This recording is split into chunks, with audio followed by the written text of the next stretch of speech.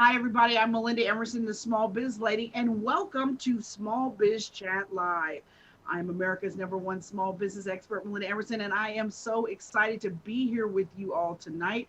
We have a special show because we're talking about pivoting post-pandemic. What do you got to do with your finances, and what are you going to do with your kids, right? So I have two amazing experts with me tonight that are going to help us get our finances in order. And we're going to look at how you need to be communicating with the leadership at your children's school. If you are worried about sending your kids to school, or maybe you dropped your kids off at college and now they're telling you they're shutting things down, what's going on? We're going to talk about all of that tonight on Small Biz Chat. We're going to walk you through how to thrive through COVID, on the other side of this.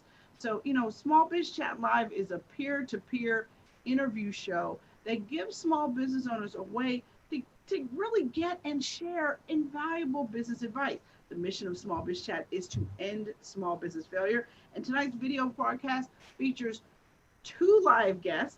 And we're also broadcasting live on my Facebook fan page. We're also live on YouTube, and we're live on Twitter via Periscope. So I can't forget about my Twitter peeps.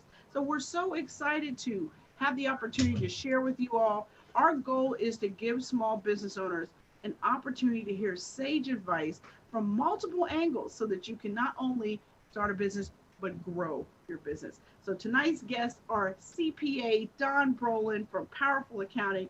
She's going to talk to us about small business finances and how we need to tighten things up if things weren't right before COVID. She's going to get us all straight. And we're also going to talk to Steve Bollar, aka Stand Tall Steve, who's going to share with us how to be a better leader, how to talk to your school. He's a former superintendent, so he's going to talk to us about all these leadership decisions that are being made about your kids. So with that, I want to invite my first guest, Dawn Brolin, in because I want to introduce you guys to her and tell you a little bit more about her. Dawn Brolin is a certified public accountant, and she's the managing member of Powerful Accounting Inc., which is a nationally recognized accounting, tax, and consulting firm. She's also a speaker, and she brings an entertaining style and rock star energy to audiences about all things finances, numbers, accounting. That is Dawn's thing. So Dawn, thank you so much for coming and visiting us here on Small Biz Chat Live. Melinda, as always, it's my pleasure. Anytime Melinda says, hey, you available? It doesn't matter what I was doing because the answer is yes. Oh, you're so sweet. You. Well, listen, so let's get down to it. A lot of stuff is going on with small business owners and their finances right now. Cash is king more than it has ever been, right? Absolutely. Absolutely it is. And you found when COVID, crept up on us back in March, April was kind of where it all really fell apart. But you notice that the government's just trying to feed small businesses money because without cash, you are not in business. You don't have money, you have no reason to open your doors, right? So we've seen the government step up, which I think has been great in a lot of ways to help small businesses continue to move forward. And most importantly, to continue to employ their employees. I think for me, the PPP loan is probably the best option that small businesses have had. And actually, they even had it up until August 8th. So they expanded and extended the ability for people to get the PPP loan. And so it's just, there's an interesting little things that I learned from my different clients about how they're using the money properly and how they're using it the way they're supposed to use it. Are they bringing back employees? And there's so many. I spent 3 hours on a webinar learning about the different forgiveness and the different things that can be done. Well, we're going to talk about that in a minute, but let's talk about how the PPP loan went down, because I don't know about you, but the first round of the PPP loan left a rather bitter taste in my mouth, especially when I found out that 71 Fortune 500 companies qualified for money and over $300 million went to those kind of companies. And then you hear about the Lakers got money. Then you hear about, the big private prep schools got money, because they let nonprofits, because they really weren't specific enough about who could get the money. The people that had the more savvier accounting and CFO setup, those people swooped in and got millions of dollars, let alone all the PPP fraud that's been going on out there, which has really, really made it hard. It's really sad. And I'm also a certified fraud examiner. So that just like bites my ear to know. And I know this. One of the other things, along with the larger companies and corporations that got this money, which we all know is absolutely ridiculous, those people are being investigated and will be investigated. There are a couple things. Number one, there are also small business owners who took the loan and didn't do the right things with them. So whether it was a $10,000 loan or a $100,000 loan, you know, they just figured, hey, I can pay my mortgage now, I'm chilling. And that's a fraudulent way to spend that money. That wasn't the intention. But at the same time, we are finding that the small businesses who are either sole props, right? So these guys are just they're themselves. Maybe they have a few subcontractors, but they rely on their own income to support their family. And there was not a lot of guidance in that first rollout that people who didn't receive a W-2 didn't think they qualified because historically they never have been eligible for anything. Right. I mean, it's like an act of God for them to get a mortgage because they have a schedule. Prove their income, right? But let's talk about this though, because I know only 5 million small business owners got PPP loan money, right? Yes. And we know that there's like 28 million. Right. So Dawn, okay, talk to me about why that happened, because I filled out PPP paperwork too for my business. Sure. And I've been in business 21 years, so I had a lot of that paperwork, but I know that there was a 941 form you had to upload in order to do the calculation for your PPP loan. And a lot of people out here don't know what a 941 is. So I need you to kind of walk us back to some of the paperwork you have to qualify for some of these resources. Yeah, and I love that we're talking about this. It's not even post-COVID. We're still in the middle of it, right? We're not even close to where we need to be. So rolling back and saying, okay, what could you have done? Let's start with that. What could you have done? What you could have done, number one, is reached out to an accounting professional. Many small business owners, I picked up around 75 or 80 new clients in the last 3 months. And the reason for that was many of them, and I would say the majority of them, were self-preparers, because they go online or they go watch TV and they see the commercial for TurboTax and H&R Block do-it-yourself taxes. And when they do that, they don't have that connection to an accounting professional to help guide them. And if they had an accounting professional 3 or 4 months ago and they reached out by phone and said, hey, I need this money. I need to support my family. I'm a sole prop. I've been preparing taxes myself forever. I'm ready to change, because guess what? The world will never, ever be the same after COVID, period. And because of that, if you're a small business owner, you need to change the way you approach your business. And we've talked about that before. You're in business. You're not in a hobby. So what you need to do is get serious about your business, get serious about the paperwork that you're talking about. If you reached out to an accounting professional, we were nonstop learning daily about the changes in PPP.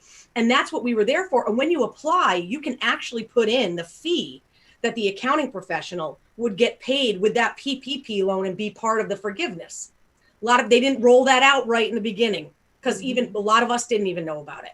But I guess my message to the small business owner is what happened back then is so many business owners rely on themselves because they don't think they have the money to what they think is spending on an accounting professional. Really, it's investing in your business.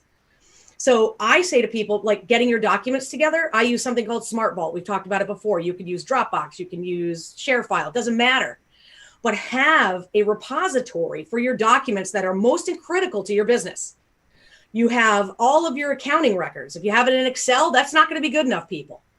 So to help look back to say, how can I fix moving forward? I would say, don't do the same thing you did prior to COVID, because guess what? That is called insanity. And if you don't get a PPP loan, that's on you. All right, but let's talk about the paperwork, right? Yeah. So we know we need to store this paperwork, but what needs to go in the vault, right? Tell me what needs to go in the vault. I know my taxes. I know my personal and my business taxes. Usually you got to produce like 2 years of that, right? Yep, so absolutely. The last 2 years of personal and business taxes. But what else? There's some other kind of documents people have been asked to produce. Like, correct. Yes. So things like if you're a sole prop and all you receive, you do a Schedule C. it's highly likely that you're receiving some kind of a 1099, either from your customers, a 1099K from, say, PayPal if you have a business account, Venmo if you have a business Venmo, merchant account if you have a merchant account collecting credit cards and e-checks, which if you don't have that yet, you have lost your coconut. Like, you might as well just take your head off, clean it off, and put it back on again. Because if you're not accepting payment methods of any capacity besides children, which I know we're going to talk about the kids, we don't want them. We want the money. So paperwork like a 1099K, paperwork like any kind of annual reporting mechanisms that come back to you. Now, ignoring the PPP COVID a little bit, all of those source documents that you had to prepare those tax returns, whatever you either gathered for yourself because you self-prepared or you provided to the accountant, have all of those documents available. Because if you recall with PPP, they said, okay, if you're a sole prop, you're going to have to upload a 1099. It's highly unlikely that if you're a sole prop, unless you're selling things, you're going to get a 1099 from services. Sure. And I think now more than ever, you better ask for one, because you need to have that.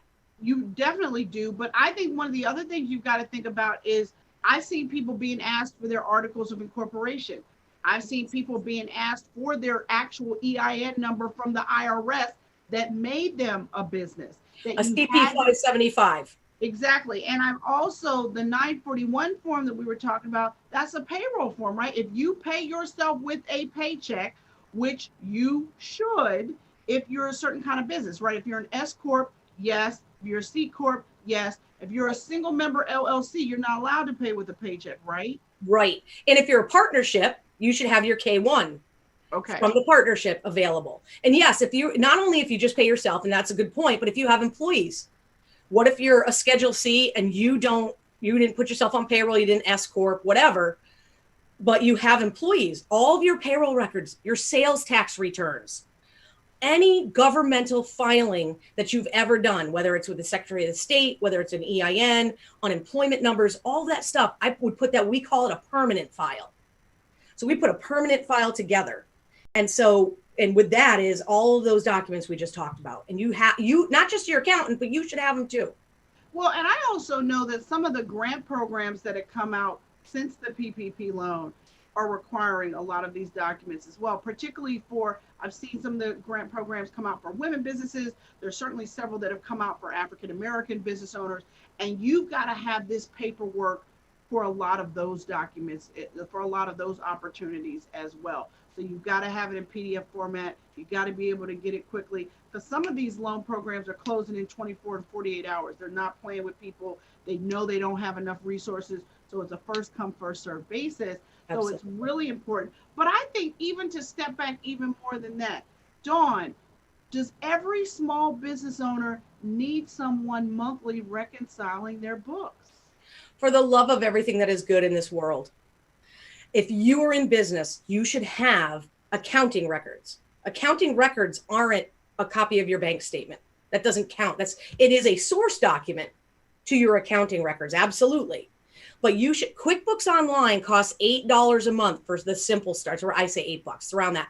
For Simple Start QuickBooks Online. It's not expensive. It's not complicated. You can outsource the bookkeeping fairly reasonably. I refer people to out-of-the-box technology. They have great bookkeepers. They can handle the bookkeeping at a very reasonable price. And think about it, for those of you who don't have an accounting record or don't have that accounting system, you may have missed out on the PPP loan because you didn't have it together. So don't repeat your mistakes from the past. Learn from them. That's what that's all about. And don't get mad about it. But I can tell you the SBA 7A, there's a small business loan, a 7A loan that is still available through, I think it's September 24th is the date. So people have the ability to borrow money from the SBA at a very low interest rate right now. And you have until September 24th. So if you haven't received or applied for anything, you still have the ability to apply for that loan and take the opportunity to use that as your process to get your stuff in order now. So it's not like you've totally missed the boat because you haven't.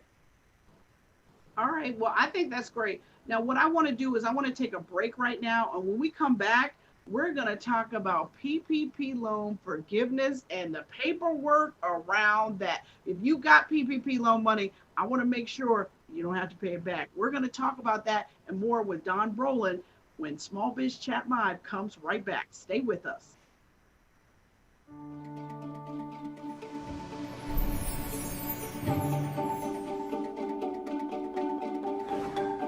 Hi, I'm Melinda Emerson, Small Biz Lady. I know you might be thinking about quitting your business and going back into corporate America. But wait, before you give up, my new book, Fix Your Business, could give you a whole new lease on life. My 12 P's of running a successful business will walk you through step by step how to grow your business revenue, how to hire great people, and streamline your processes, and so much more. Grab a copy today of Fix Your Business and get your life back.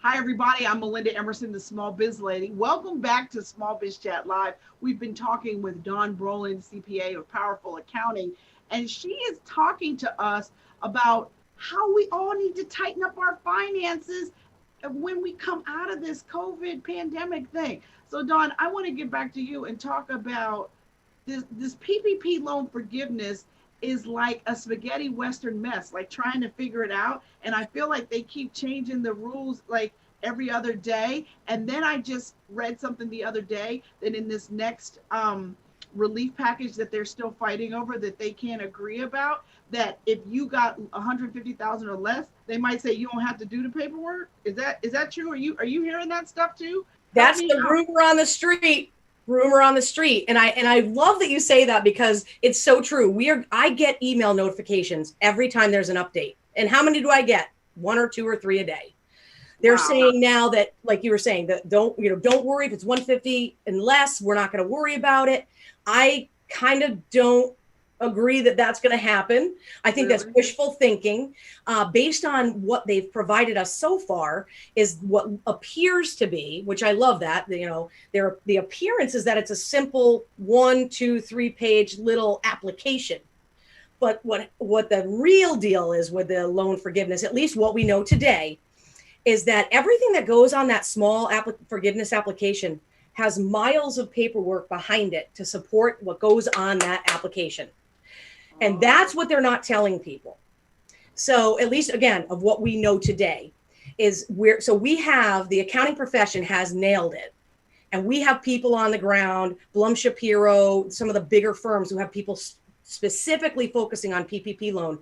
But the application process is different for each bank. Now, here's where it gets sketchy. You send your forgiveness paperwork to the bank, or whoever the occupants, whoever sent you, whoever you got the loan from. You are going to deal with that bank. You're not dealing with the SBA. Okay. The banks are dealing with the SBA. So you submit your application, they go through it. They probably don't even know what they're looking at, just as an FYI, because bankers are not accountants. Let's just get that out there. But then the bankers are going to submit it to the SBA. So the bankers will say, cool, this looks good, send it to the SBA. The SBA makes the decision. Now, 2, 3, 4, 5 months from now, when all those applications are being processed, we have our obviously new year of election this year. Things can change on a dime. And what I just foresee, and it's my opinion, not necessarily a fact, but I'm seeing that they're kind of putting things off. They're trying to just appease everybody at this point. But then when the vote goes down, whoever comes into office is going to call the shots. And we have to be prepared for that. And so now for small businesses, in my opinion, from today until that election day is your time to get your stuff together, because regardless of how it turns out, it's all going to be different. So we need to be ready for that. So everybody needs to have an accountant or a bookkeeper, someone reconciling their information monthly. I mean, one of the things that has always concerned me is that I feel like small business owners call accountants at tax time.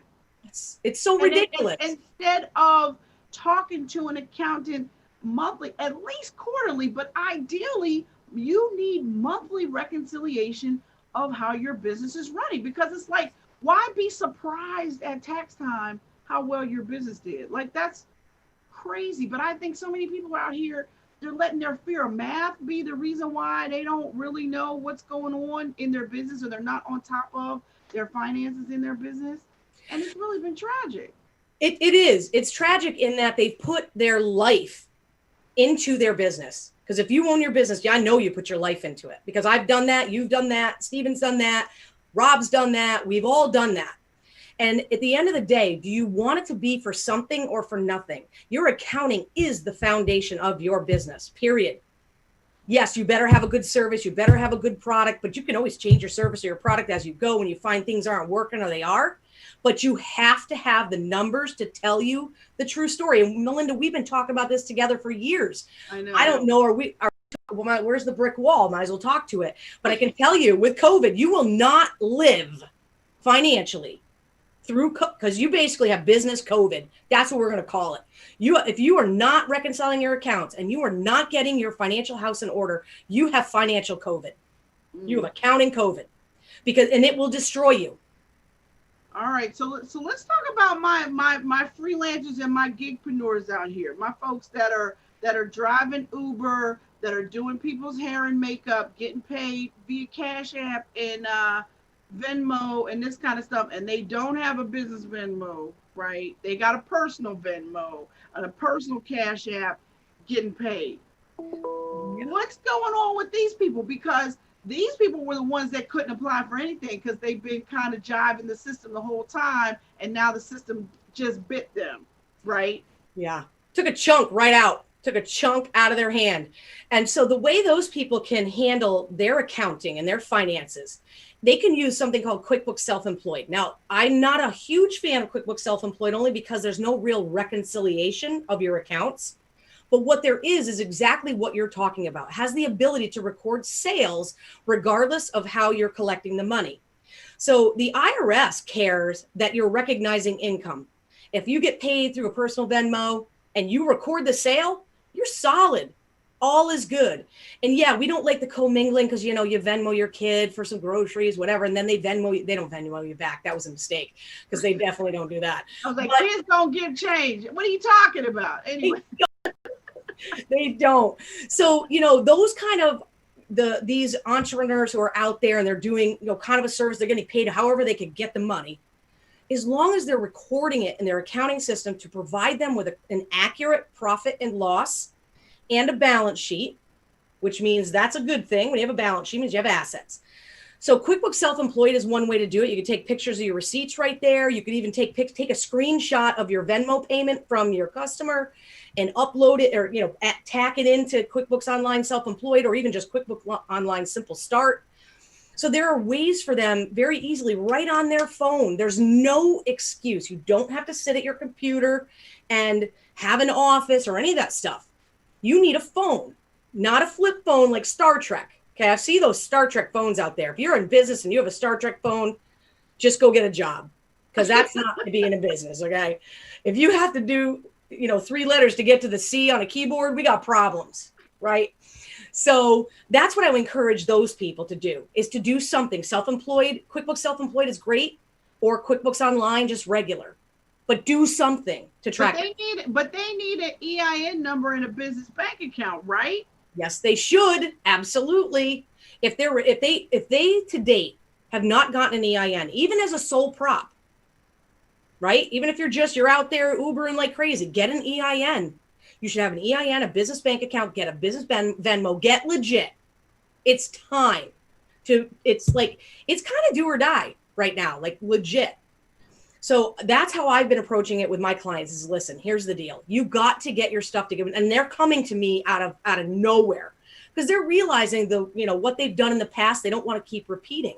Mm-hmm. And they, a lot of people, we can even move to unemployment. The PPP loan's the same, but look at unemployment. They gave self-employed people unemployment benefits. I know. I was like, holy macaroni, Batman. They gave self-employed people unemployment. What? And $600 extra a week. Right. And that is a very serious statement to a small business owner who is a Schedule C with no payroll, that the government said, if you can prove with the paperwork that you're self-employed, we're going to give you unemployment. That's unheard of. It is. And I was glad they did it. Although the fact that they're still fighting and they haven't figured out how to keep supporting small business owners I don't know what they're thinking. I don't know what they think. They're going to wait till everybody gets evicted from their, It's bad. I don't know. It's really scary, because I think the other piece of it is there was a lot of forbearance that went on at first, but now the forbearance is getting cut off. These credit card companies are now like August 1. But depending on who you're dealing with, I mean, there were some companies that only did 1 month of forbearance and that was it. I'm not going to name no names, but they begin with an A and end with an MX. Anyway, so my point is, I want you guys to know that there's a lot of different resources out here, but you must have your paperwork in order. And with that unemployment stuff, let's talk about unemployment, because are they taking taxes out of people's unemployment, Dawn? So that's another thing. And people are going to get themselves into trouble if they are not paying attention. It's a windfall, an extra $600 a week, and I'm having a great time. Now, unemployment is not taxable on the Social Security and Medicare. They're solid there. But it is taxable on a federal basis, period, at your federal tax rate, whatever that is at the end of the year. And then also state, if you're in a state that has state sales tax, which not all of them do. But for those, so when you fill out your unemployment, you should say, yes, I want taxes taken out. And I don't think a lot of people did. And here's one of the things with the IRS. And I think there's a lot that's going to happen in 2021 that I wish I had a crystal ball to see what was going to happen. But I can tell you the IRS was out of business for like 3 months. They were we couldn't even call the practitioner line. So they were out of business. Guess what they're going to be looking for? Oh, yeah. Oh, listen. It's going to come down hard. And when you owe thousands of dollars to the IRS, they're going to come get it. They're not going to care. They're going to be like, you better have my money. Pay me what you owe me. They're not going to play with people. Exactly. And that's why I wanted to have you on, Dawn, because I really wanted to make sure that my loyal fans heard what you said. If you are out here getting unemployment and you're not holding back 10% for taxes, you could be in trouble later, particularly if your business doesn't swing all the way back up to what it was, at least half of what it was pre-COVID. And we know, and the other thing that I want to point out too, sadly, Dawn, 41% of African-American businesses have already closed. They're gone. They're not going to reopen. And that was as of May. So we know that there are people going down every week. They will not reopen. And that just makes me cry. It's heartbreaking. Honestly, but I don't want people to go down for being stupid. Like, you can go down because business dried up. You happen to be in an industry that got slammed, that didn't come back. But you don't want to go to jail or have some huge tax burden because you just didn't bother to get the information. And so that's why I was so pleased to have you on tonight. And I want to ask you one last question before we go. Hardship loans from 401ks.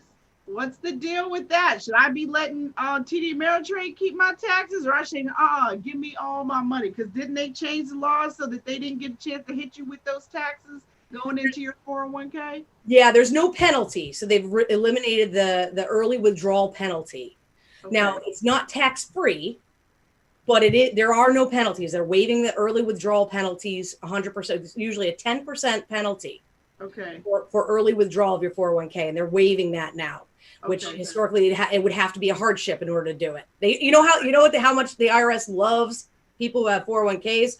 If you take money out of your 401k prior COVID and you paid your taxes, no penalty, because they want everybody puts that money in pre-tax. Everybody puts that money in pre-tax.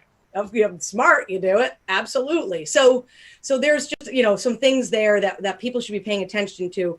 And I would encourage people to be smart about making those withdrawals and not being too proactive, unless absolutely necessary. And I think for small business owners that may have found a little bit of a drought in their area of business, to consider maybe a shift. And I want to just give one quick example. I have a restaurant out of Pittsburgh, one of the best restaurants in the whole wide world. This woman pays her people and the people come first. Her employees are most important to her, period. And COVID comes and she's got 20 employees in one business and 10 in another, and she's got to pay them. And so she made things happen. What she did was she shifted from a restaurant, because you couldn't dine in. They did takeout, things like that, but they turned into a grocery delivery store. And the reason for that is because they had access to all the produce, the fresh produce, fresh meat, because they're a restaurant. So they turned around Gordon Food Service and they made themselves a delivery restaurant, a delivery market, essentially. She is moving literally in the next 2 months. They're going to from a 2,000 square foot facility to an 8,000 square foot facility, because they shifted. They were smart. They knew they were going to have challenges. So how can I shift in this particular business to make money and keep my people and keep my business open? She just shifted her mindset. Now she's back to a restaurant, still doing some delivery groceries and things like that, but she thrived during COVID. She didn't die. She thrived during COVID.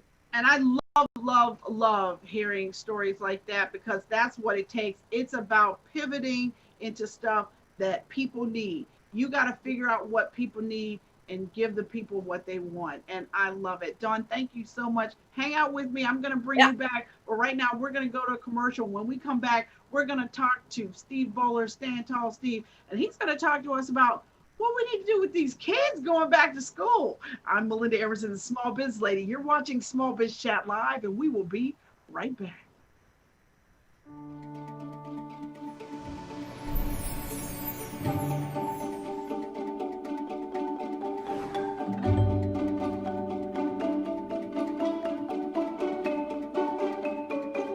My new book, Fix Your Business, is really about encouraging people to take back control of their business and change how their businesses is run.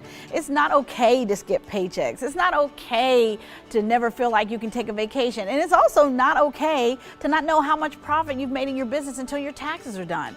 I really want business owners to stop letting their businesses be runaway trains. I've written this book to teach people processes and systems to help them run their businesses intentionally. My goal is to help existing entrepreneurs create a business that allows them to live their dream life.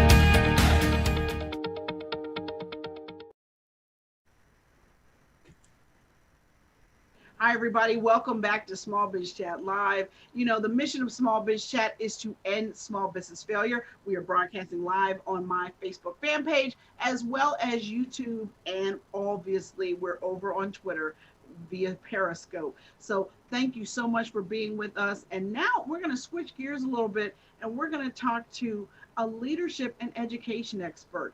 And my next guest, Steve Bollar, AKA Stand Tall Steve. He is a former superintendent of schools, a principal, and he also is the author of a new book on leadership called Stand Tall Leadership. He's known for his quick wit and creative thought and humor to engage audiences, and he really works with educational leaders all over this country on how to bring smart ideas to schools. And he is also a very good friend of mine. So I am excited to have Steve Bollar join us tonight, because I think anybody out here who's got kids has got a problem. We got to try to figure out what to do about getting these kids to school. Is it safe? Is it not safe? Should you take the kids to college? What is going on? We just had a couple of colleges shut back down this week. So Steve, thank you for joining us on Small Biz Chat Live, because I thought it was important not to just talk about business, but to talk about real life and stuff that real families are dealing with. And I have a 14-year-old son that's going to 9th grade this year, and I'm worried about sending him to school, and I'm getting conflicting stories. The school wants to do one thing. The Department of Health is saying we need to do something else. What is a nervous Nilly mom to do? What should we be doing out here? Yeah, it's a difficult thing. I tell you what, and ultimately, what it comes down to, it comes down to the parents' decision. It really is the parents' decision as to what it is that you want to do. But it is a difficult decision that's out there. Schools right now, they are being turned around constantly. The decisions that they made at the end of last year, because here's the big thing of everything. At the end of last school year, COVID hit, schools went nuts, everything went crazy, and they said, oh, we're going to do virtual learning. That was not virtual learning, okay? That was emergency virtual learning. There's a difference, okay? Emergency virtual learning. It's like building a plane while it's in the sky and it is a lightning storm, and you know that's basically what schools were doing. So we were in survival mode. A lot of schools, they were just trying to find the kids. Once they left there, they were just trying to find them. And then throughout the summer, as things went on, schools were like, "Whoo, we made it through. Okay, summertime." Well, the work just begun because they got new information, different information, and then information kept changing and changing and changing and changing. And so now there are schools in some parts of the country, they've actually gone back, they've actually done it, but here where I live, New Jersey, Northeast area here, we haven't gone back yet, and it changed again. The school district where I live, they said that they're going to do a hybrid. They're going to have Monday, Tuesday group, off on Wednesday to clean, then a Thursday, Friday group. Pick which one that you want, and they'll let you know. And then once everybody did their picking and everything, then the board had a meeting and they decided to go virtual. So it's like things keep changing. As a parent, I know that is very difficult, but keep in mind the number one thought on mostly all schools and administrators' mind is what can we do to keep them safe? That's first. And then it's the instruction and education piece. I hear you, Steve, but listen, I have one child, my only begotten son, you understand? And I am deathly afraid of something happening to him. And in my case, my son takes the regional rail to school. So my son actually takes public transportation to get to his private school. So in my case, even if I felt comfortable for my child to walk into his school building, I'm gonna trust public transportation to get him there? Yeah. Nah, man, no. Like I don't, you can't control other adults on a public, even if my son's sitting there with his little mask on, who's to say what the SEPTA workers are doing, what the other adults on that train are doing? Like, I mean, I can break into hives even thinking about it, right. You know? And it's not a situation where I could drive him every day because the school is almost an hour away from my house. It would kill 2 hours a day, every day, me dealing with that. That's not feasible either. So I'm really perplexed as to what to do. I mean, my school gave the option virtual or hybrid, and we chose virtual because of our transportation situation.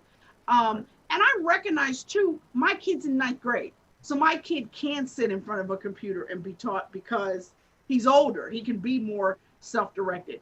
But people with little kids, people with like 1st, 2nd, 3rd, 4th, like kids that are still learning to read, kids that are still learning multiplication tables and stuff like that, that's a lot more, that's a lot more hands-on learning. And I can see why that is a nightmare online. Oh, very much a nightmare online. And your concerns are valid. They make perfect sense. I mean, that's concerns. Even in my situation, my kids take the local school bus, and I'm like, they're not taking the bus. I can't trust the other kids on the bus, let alone somebody on a SEPTA bus. You know what I'm saying? So I completely understand that. That's why, I mean, in majority of all schools around, they do give the parents the option. You know, we have the virtual option versus the coming into school option. Now, with this option, hopefully, and in most cases in schools that I've been working with continually, is they've learned from the building the airplane in the sky while it was flying about virtual learning and what it can be done. So schools are making adjustments. When you're talking about your younger students, all right, your kindergarten, your pre-K, 1st grade, 2nd grade, that's your foundational areas. A lot of schools, what they're doing is, let's say that you have a grade level. Let's say your 1st grade level has 100 kids in it. All right. You put it out to the parents. Okay, how many want to do virtual? How many is going to come in? What do we have going on with this? And you find out that 50 of them want to do 100% virtual. The other 50 are going to come in. So what they're going to do is they're going to push those two groups of 50 into two smaller groups, and they're going to make teachers solely virtual teachers. So now you have the virtual teachers that are here that are handling the ones at home. They can break down into smaller chunks, have smaller groups, interact with them the best that they can, and provide that connection with them as best they could, and pull them through in the smaller bits and chunks. There are some schools that are more strapped, that are tighter, where the teacher is like, look, I'm going to have me 12 kids in front of me, and I got another 12 to 15 that are going to be online at the same time. It's difficult. I'm not saying it's the best thing ever, but they're being creative as they can to try to make this work. It's hard. What I've said in a group, I was in a group webinar where I was talking about improving virtual teaching strategies. I says, look, what we're doing here in school, administrators, they're picking the best, worst solution. That's what we're doing. We're picking the best, worst solution. They're all bad. They're all bad ideas. We have a bad, tough situation, but we got to pick the best one of that and then move forward. And keeping in mind, their teachers are slowly getting a little bit better with this virtual learning on how to make better connections with them, how to get that information to them. And keep in mind also, there are schools within America that have been 100% virtual. There are virtual schools that have been in existence for 20 some years. So it can be done. I was consulting with the school out in California.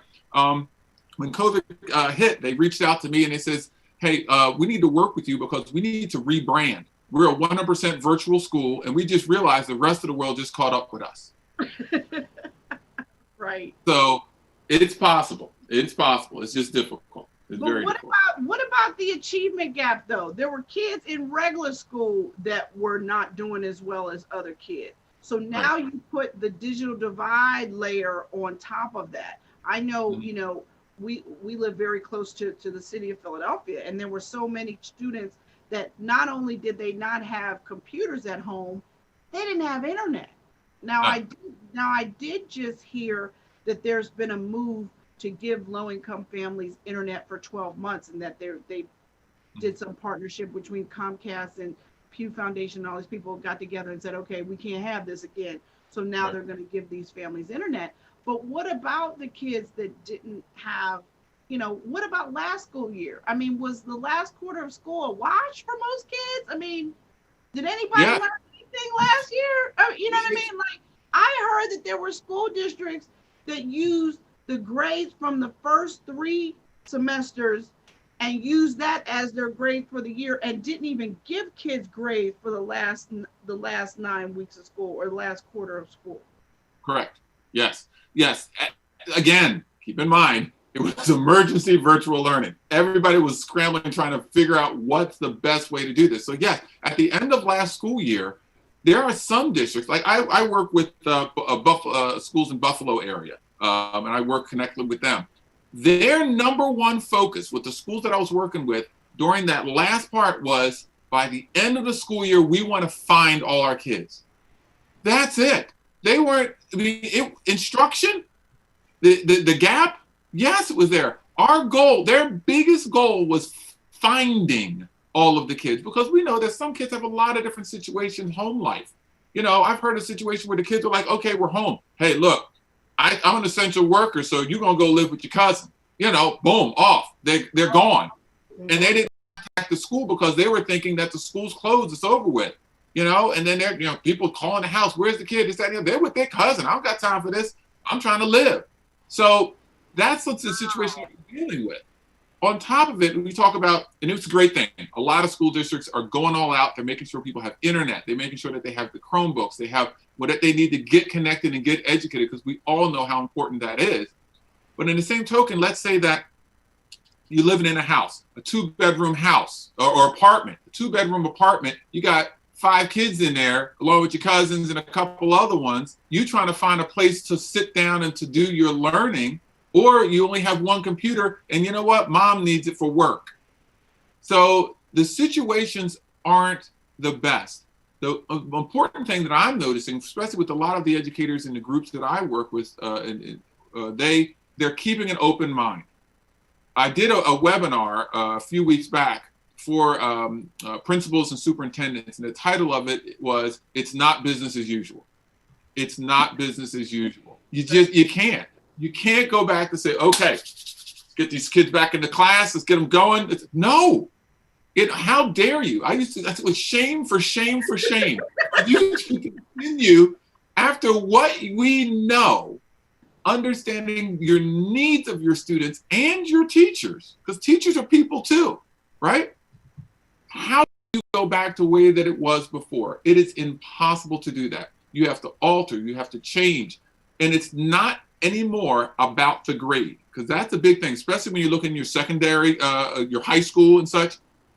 It's not necessarily 100% about the grade. It's about the learning. And that's what a lot of influential, forward-thinking educators were trying to do. Good practitioners of education were doing this before COVID, but now it's really hitting home. It may not necessarily be about the grade as much as it is about the learning. How have they learned? That's the whole point of the standards, whether it's the state standards, national standards, whatever. What's the level of growth? If we want to put a letter A to it or a letter B to it, yippee-ki-yay. It comes down to how are we going to get them to move forward to whatever degree that might be. Wow. So how glad are you that you're not a superintendent of a school district anymore? Are you glad? I mean, I'll tell you what, I sit back and I coach, and I coach superintendents, I coach principals, and I'm sitting like whoa, dodged one here, man. Woo! Because it is enormous. It is an enormous pressure that is on the educational leaders right now as to what decision to make, because you're not going to please everyone. You have some situations in some states where they're telling them, you must go back no matter what. It's a must. You must have the kids back. And in their hearts of hearts, they completely disagree with that. They don't want that, but they're required to. And then on the other side, you have your teachers associations and teachers unions and such like that, who are openly saying, for the safety of our teachers, we don't want them back. But on the other side, you want it. So, and then as you know, it's becoming very politicized. So it's a very tough, line that they're walking on. No decision, like I said, no decision is the best decision. Let's pick the best, worst decision that we can to move forward with what we got to do. But the one thing that I really want to impress is that for the parents who have the kids, keep in mind, schools are truly doing the best that they can.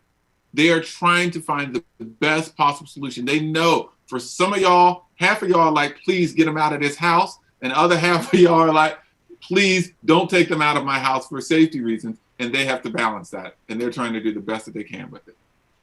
Well, I think that's really sage advice. And I do want to give you an opportunity to share one thing that you wrote in your book, Stand Tall Leadership.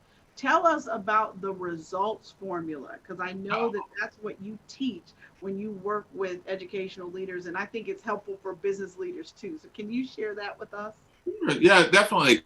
The results formula, and it's interesting. I was talking about the results formula just yesterday. I did a session on improving your virtual teaching, and it works in so many different ways. The results formula revolves around 5-letter R's. 5-letter R's. So what you respect, you recognize, reward, and reinforce gives you results. What you respect, recognize, reward, and reinforce gives you results. So with that, number one, it's all about what you respect and value. All right. What is most important to you? And when I speak to school leaders or teachers and things like that, I always go back to that. What's most important? What do you respect and value? Now, I get it. Places have vision statements. They have mission statements. But truthfully, if you talk to every teacher or every person in your organization, can they recite the vision or mission statement verbatim? Most of the time, not. But if you can clearly identify 4 to 5 things, this is what we respect and value. This is most important to us. Then within your class, within your school, within your organization, the second part is recognize. Recognize people when they do what it is you respect and value. And when I say recognize, I'm not saying give it a trophy, don't give a certificate, not just take note when someone does what it is you respect and value. So let's say in the school, you internally branded, you posted all over the place what it is you respect and value. Hey, way to go. I see what you did there with number 2 with what we respect and value. Awesome job with that. And you continually just notice when people are doing things. People love to get noticed when they're doing the right thing. I've had teachers come and they say, I get on them when they don't do the right thing. And it's not my job to recognize them for doing what they're supposed to do. Do you want them to continue to do what they're supposed to do? Yes. Well, then you need to recognize when they do that. I mean, are you kidding me? It makes no sense to me. So that's the second part, is recognizing. And the third one is reward. So there needs to be some kind of reward system that connects directly to what it is you respect and value. And I've heard people say, I'm not rewarding them. I'm not going to do that. No, everyone likes some type of reward, as long as it's directly connected to what you respect and value. I say to them all the time, college football, back when we had college football, some of them, they have stickers on their helmets, right? You ever seen the stickers that they have on the helmet? They do a good job on the field, they get a sticker. Those guys will kill on that field for a sticker. So it's not about what the reward is, it's about what it means. I mean, you can give kids stickers all day. They love them. Pre-K to 12th grade, sticker. But there needs to be some kind of tangible reward. I call it VTW, visible, tangible, walk aroundable. They can walk around with it. People can see it. It's tangible. They can feel it. Visible. They can see it. So that's the reward part. And then the last one is reinforce. So with reinforce, it's all about doing it again and again and again and again. If you were to go to Google Images and type in reinforcement, and then images will come up of framing of buildings, scaffolding of building, reinforcement for concrete. And if you notice, there's not one metal pipe, one metal beam holding up a whole building. It's thousands of them, which means you do the first three things again and again and again. What do you respect and value? Recognize them again and again, and rewards. Now, if you do those things again and again and again, what's the probability of you getting the results that you want? It goes up. Highly probable, right? Yeah, and that's the thing. A lot of times in schools and in organizations, we focus on eliminating the problem or getting the exact. I always say reduce, not eliminate. You're not going to eliminate a lot of things, but you can reduce it. Bad behavior in school. You might not eliminate it, but you can reduce it. Results formula will help you do that. You want to get better grades from the students, better outcomes, better things from your employees. If you have employees with it, identify what you respect and value with your employees. Recognize your employees when they do what it is you respect and value. Have some kind of reward system directly connected to what you respect and value, and reinforce it by doing it again and again and again. You're going to get the results that you want from your employees. The probability increases dramatically. So it works in schools, it works in education, and it makes sense to me. It just makes perfect sense to me. Well, I think it makes sense in a lot of ways, and I think a lot of us can use these systems even with our own employees, because sometimes it's really easy to point out what people didn't do as opposed to acknowledging what people did do right. And there's something to be said for positive reinforcement as opposed to negative, putting people down. That doesn't work. Well, listen, I'm really excited right now because we're going to bring Ms. Dawn Brolin back in here, and the three of us are going to have a quick chat that I like to call Hit It or Quit It. And we're going to talk about some of our favorite things and favorite apps and all that good stuff. So Dawn Brolin, come on back. We're going to have you join Steve Brolin and I, and we're going to just talk about some of the fun stuff that we enjoy about business. And because all three of us are business people. And so I'm going to just take turns between you and Steve, you and Dawn. And so since Dawn has been on ice for a minute, we're going to ask her the first question. Now, here's our rule.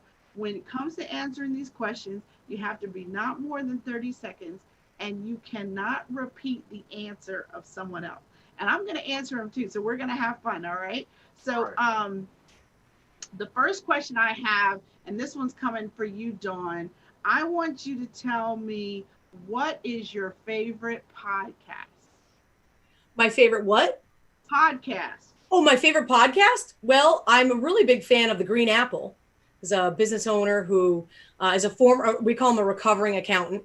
And so does a podcast, and he talks about business, another really good business guy. He's one of my favorites. Awesome. Apple Green Podcast, yeah. All right. The Green Apple Podcast. Love it. I hadn't heard of that one. All right, Steve, what is your favorite podcast? I got two that I really, really, really love. The first one is The Speaking Show with David Newman. He talks about speaking and the business of speaking, and I love the guests that he has on there. The second one is called Hidden Brain. It's all about thinking and how people interact with the world around them. I absolutely love both of those. They're like I can't get enough of them. I'm a big fan of the Hidden Brain too, and I first learned about that podcast actually from NPR, because the guy that he comes on NPR every so often and talks about his podcast and his research that he does for the Hidden Brain. You know, I have a couple of podcasts that I like. I'm a grazer, so there's a couple of different ones that I like. I'm a big fan of Entre Leadership, which is Dave Ramsey's podcast. He's not always on it. He has another guy that hosts it, but I actually really like that podcast. There's also some other ones that I've grazed around. But it's so hard when you're producing your own podcast to make time to listen to other people's podcasts, because it's like, oh my gosh. But I'm a fan of quite a few. But the one that I listen to lately a lot is Entre Leadership. So that's one that I'll throw out there. All right, here's my next question. Steve, I'm going to come at you for this one first. So what is your favorite business app? Your favorite business app that you can't live without? Oh, my favorite business app. Lately, truthfully, I've been using PayPal like a champ lately. PayPal and I become real good friends over the quarantine. So, yeah, it's like, because, you know, I do speaking and everything and stuff, but I started doing some products and things, and I've been using PayPal. So I've gotten to know PayPal pretty well. Yeah, right. Crazy. I'll take that. Don, what's your favorite app? Listen, I'd be a failure to this entire show if I didn't say that QuickBooks was my favorite app. I would be misleading the whole world at this point. I mean, you have to have accounting, and if your accounting is good and I can read it, I can help you.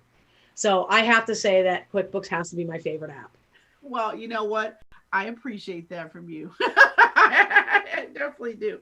And when it comes to my favorite app, you know, I have a few, but Dropbox is my favorite app. I love it because it travels with me everywhere I go. No matter what device, I can log in and get my files and send them to other people. Love. Cash. Melinda, can I say one more? Just because that was like a canned one. But Password Keeper is one of my favorite apps. I have my phone, and this phone, of course, another appendage. I can get into anything because I have all of my passwords securely stored on my phone. Love it. I love it. And that's really She gets a second. I do too. I love Temi also. Temi. I like Temi too. Yes, because I'm a talker. I'm not necessarily a writer. And even though I wrote 3 books, but I love it. It just gets me everything out there. It gets it out there. All right. Speaking of books, that brings me to my last question, guys. What is your favorite business book? Dawn, what's your favorite one? I'm sorry, but I have to go with Mike Michalowicz. I have to go with Profit First. And the reason why I can say with 100% confidence is because I've seen it work in small business, literally with clients who embrace that book and have survived through COVID without a problem because they have a great process on how they're going to handle that money that comes in the door. So I have to say Mike Michalowicz. It's not because I love him, because I still am better than him in pinball, but it's got to be Profit First. I love Mike Michalowicz too, and that book. Steve Bollar, what's your favorite book? Right now, one of my favorite books was actually by Kathy Fayok and Louis Kramer. It's The Speaker Author. And because I had a new book coming out, I needed to focus on how I was going to utilize that book, how I was going to market that book, how I was going to get it out there. That, when you talk about one of the most simplest, easiest reads, that is just, you can do everything in there that day to make it better for your book that's going to be released. It just makes sense. So for me at this point, right now, that's what it was. Yeah. All right. And my favorite book is The E-Myth Revisited by Michael Gerber, which is always my favorite book. I always talk about that. Listen, thank you so much, Don Brolin and Steve Bollar. Stand tall, Steve. Dawn of Powerful Accounting. Thank you guys so much for being my guests on SmallBizChat Live tonight. If you guys want to learn more information about them, just check out our blog, succeedasyourownboss.com. You'll have lots of more information about them. And I just want to thank you all for joining us on SmallBizChat Live. I'm Melinda Emerson, the Small Biz Lady, and I will leave you with this. You never lose in business. Either you win or you learn. God bless everybody. Good night.